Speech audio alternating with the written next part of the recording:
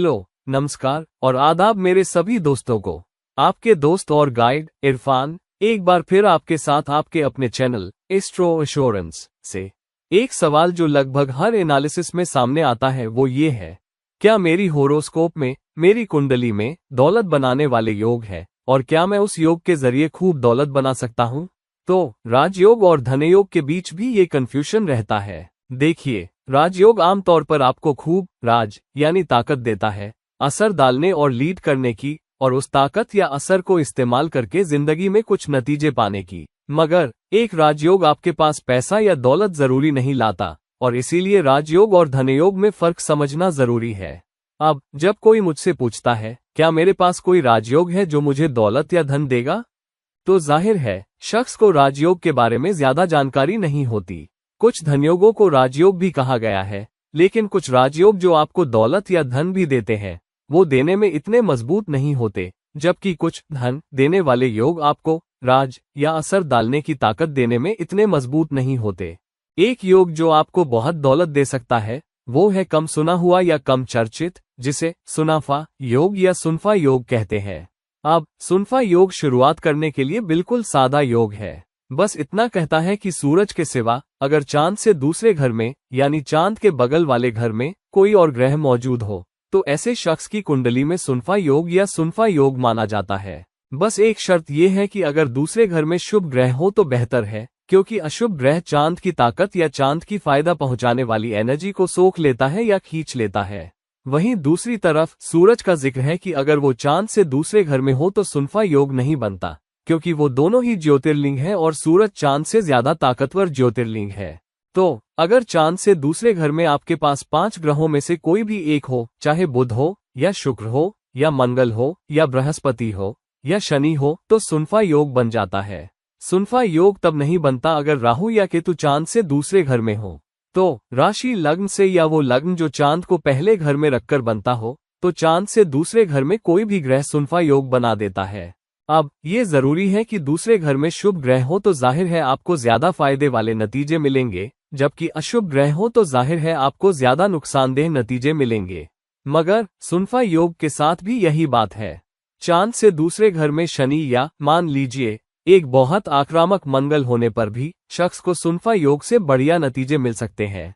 हालांकि अगर किसी के पास चांद से शुक्र या बृहस्पति हो या फिर बुध भी हो तो ये एक शानदार योग होता है। ऐसे शख्स को एक राजा के बराबर दौलत वाला बताया गया है। अब राजाओं के बारे में हम जानते हैं कि उनके पास बेहिसाब ताकत और दौलत होती है, तो कभी कभी श्लोक थोड़ी बड़ा चढ़ा के भी बताते हैं, क्योंकि अगर ये योग बहुत मजबूत हो, कोई अशुभ प्रवृत्ति न हो, कोई अशुभ दृष्टि न हो, तो ये आपको राजा भी बना सकता है। तो किसी भी योग के साथ शर्तें लागू होती हैं। तो जब कुंडली में कोई योग दिखे तो आप ये न समझ बैठे कि ये सिर्फ बुरे नतीजे ही देगा या सिर्फ अच्छे नतीजे ही देगा, क्योंकि छोटे अक्षरों में लिखा होता है शर्तें लागू। किसी भी योग की शर्तें क्या है? किसी भी योग के फल देने के लिए उसे श्लोकों में बताए गए तरीके से बिल्कुल वैसे ही होना चाहिए, बिना उसकी ताकत कम हुए, बिना दूसरों का दखल हुए।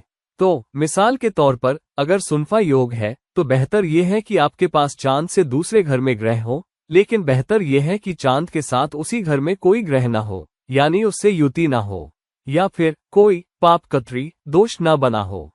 अगर चांद से पहले वाले घर में भी कोई ग्रह हो और चांद के बाद वाले और चांद से पहले वाले यानी चांद से 12वें और चांद से दूसरे घर में मान लीजिए अशुभ ग्रह हो, तो वो पापकत्री दोष बन जाता है, सुनफा योग नहीं रहता। सबसे बढ़िया सुनफा योग तब बनता है जब चांद से दूसरे घर में एक शुभ ग्रह बैठा हो और चांद पर या चांद से दूसरे घर पर कोई अशुभ दृष्टि न हो, या चांद के साथ कोई अशुभ युति न हो, या अगर चांद से दूसरे घर में अशुभ ग्रह हो भी तो उस पर कोई और अशुभ प्रभाव न हो। तीसरा, चांद पर या दूसरे घर पर राहु या केतु की कोई अशुभ दृष्टि न हो। तो क्योंकि ऐसी शर्तें, ये सारी चीजें एक साथ जुटाना मुश्किल है, इसीलिए हम कभी कभार ही किसी ऐसे शख्स को देखते हैं जिसके पास सुनफा योग हो और वो एक राजा के बराबर दौलत का मजा ले रहा हो। तो हमें ऐसे लोग नहीं मिलते, क्योंकि ऐसा योग बनने के लिए बहुत बहुत सख्त पाबंदियां हैं। बिल्कुल भी कोई अशुभ प्रवृत्ति नहीं होनी चाहिए। दूसरी बात यह है कि ये योग उस वक्त बताए गए थे जब दुनिया की सूरत हाल बिल्कुल अलग थी। ईमानदारी, नैतिकता, अखलाकी कंपास अभी भी अहम था और उसकी बहुत इज्जत थी। और उससे सरपरस्तों के जरिए इज्जत के साथ साथ दौलत भी मिलती थी। आज के वक्त की हालात अलग है।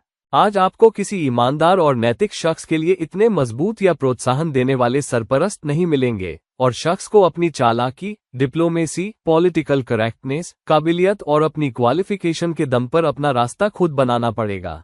तो जिंदगी में कामयाब होने के लिए शख्स को कई सारी चीजें करनी पड़ती हैं।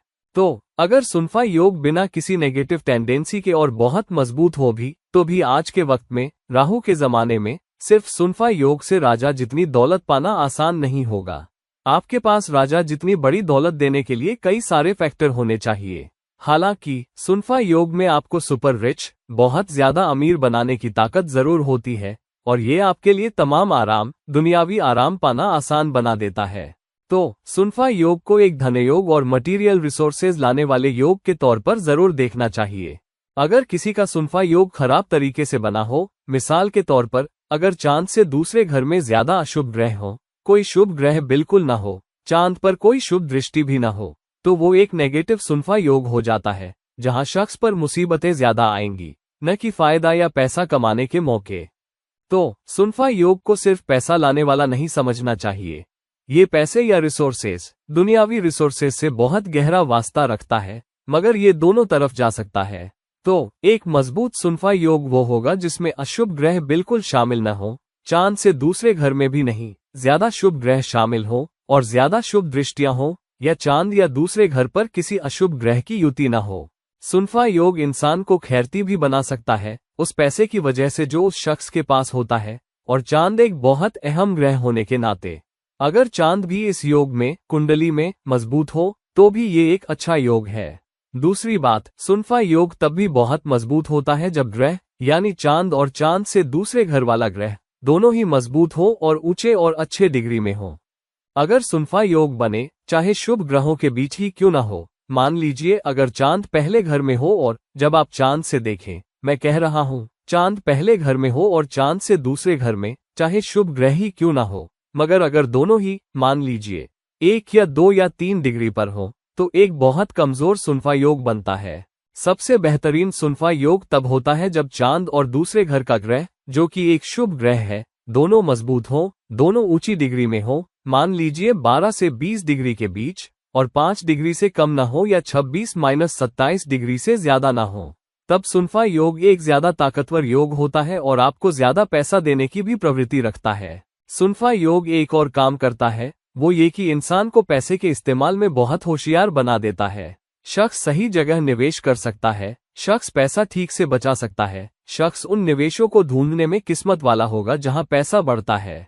कभी कभी सुनफा योग के साथ पैसा उन जगहों पर भी बढ़ जाता है जहां शख्स को ज्यादा जानकारी नहीं होती, वो एक्सपर्ट नहीं होता। शख्स बस दोस्तों की सलाह पर चल सकता है, और दोस्त उसे कहीं पैसा लगाने को कहते हैं। बीवी किसी प्रॉपर्टी या रियल एस्टेट में निवेश करने को कहती है, और शख्स पैसा कमा लेता है। तो सुनफा योग में आपको पैसा वहां से देने की प्रवृत्ति होती है जहां आप सबसे कम उम्मीद करते हैं। आमतौर पर सुनफा योग वाले लोग वो लोग नहीं होते जिनकी नौकरी या सर्विस हो। आमतौर पर वो नौकरी नहीं करते। आमतौर पर ज्यादातर वक्त सुनफा योग वाले लोग किसी बिजनेस में होते हैं, और शख्स किसी चीज में पैसा लगाएगा, कभी कभी तो ऐसी चीज में भी जहां कामयाबी की बहुत कम उम्मीद हो। मगर सुनफा योग की वजह से किस्मत साथ देने पर कभी कभी सबसे मुश्किल हालात में भी उसकी दुकान अकेली वो होगी जहां ग्राहक खींचे चले आते हैं। और मैंने सुनफा योग वाले लोग देखे हैं जहां कोई एक रेस्तरां चला रहा था और रेस्तरां ठीक से चल नहीं रहा था, और वो रेस्तरां एक ऐसे शख्स को बेच दिया गया जिसके पास सुनफा योग था, और उस शख्स ने बहुत कम निवेश के साथ और अपने नए रेस्तरां के बारे में बिल्कुल मार्केटिंग एक्शन के बिना कहीं ज्यादा ग्राहक खींच लिए, और रेस्तरां कामयाब हो गया। यही चीज उन लोगों के साथ भी हो सकती है जिनके पास सुनफा योग हो, और जो उन लोगों के साथ पार्टनरशिप में हो जिनके पास भी मजबूत धनयोग हो। अगर दोनों पार्टनर्स के पास मजबूत धनयोग हो, जैसे सुनफा योग और दूसरे के पास कोई और मजबूत धनयोग हो, मान लीजिए लक्ष्मी योग, तो पार्टनरशिप में भी बहुत पैसा आ सकता है। अगर बीवी के पास सुनफा योग हो तो वो आपके लिए किस्मत ला सकती है, हालांकि उतनी नहीं जितनी खुद शख्स के पास सुनफा योग होने पर आती है। हालांकि कभी कभी अगर सुनफा योग के साथ भी शख्स के पास बहुत दौलत ना हो, तो भी घर में खाने की कमी नहीं होगी, शख्स कभी भूखा नहीं रहेगा। शख्स सुनफा योग की वजह से भूखे पेट नहीं सोएगा। तो ये कुछ बहुत अच्छे पहलू या विशेषताएं हैं सुनफा योग की, अगर वो चांद और शुभ ग्रहों के साथ पॉजिटिव तरीके से बना हो, जबकि नेगेटिव ग्रहों या अशुभ ग्रहों के साथ ये बहुत मुसीबत ला सकता है। तो सुनफा योग को हैंडल करने का सबसे बढ़िया तरीका ये है कि इंसान पैसे के मामले में नैतिकता पर कायम रहे। तब सुनफा योग आपको पैसा देता रहेगा, मुहैया कराता रहेगा। जैसे ही किसी के चांद से दूसरे घर में अशुभ ग्रह हो और वो शॉर्टकट अपनाने लगे या किसी और तरीके की कोशिश करे या पैसा कहां से कमाया जाए इस बारे में थोड़ा कंफ्यूज हो जाए, और यहीं पर सुनफा योग मुसीबत ले आता है। अपना दिमाग केंद्रित रखना, चांद को मजबूत करना और बुजुर्ग लोगों की सेवा करना, और ये सुनिश्चित करना कि आप गरीबों को दान दें और गरीबों की देखभाल करें, ये सुनफा योग के असर को ठीक करने या पहले से मजबूत सुनफा योग को और मजबूत करने का एक बहुत ताकतवर उपाय है। तो दोस्तों, ये रही सुनाफा या सुनफा योग के बारे में मेरी तहकीकात। प्लीज मेरा वीडियो लाइक करें, प्लीज मेरा वीडियो शेयर करें और प्लीज मेरे चैनल को सब्सक्राइब करें। अगर आप मेरे साथ पर्सनल कंसल्टेशन चाहते हैं तो प्लीज नीचे दिए गए लिंक्स पर मुझसे संपर्क करें। और अगली मुलाकात तक ये रहा आपका दोस्त और गाइड इरफान, साइनिंग ऑफ। चाओ।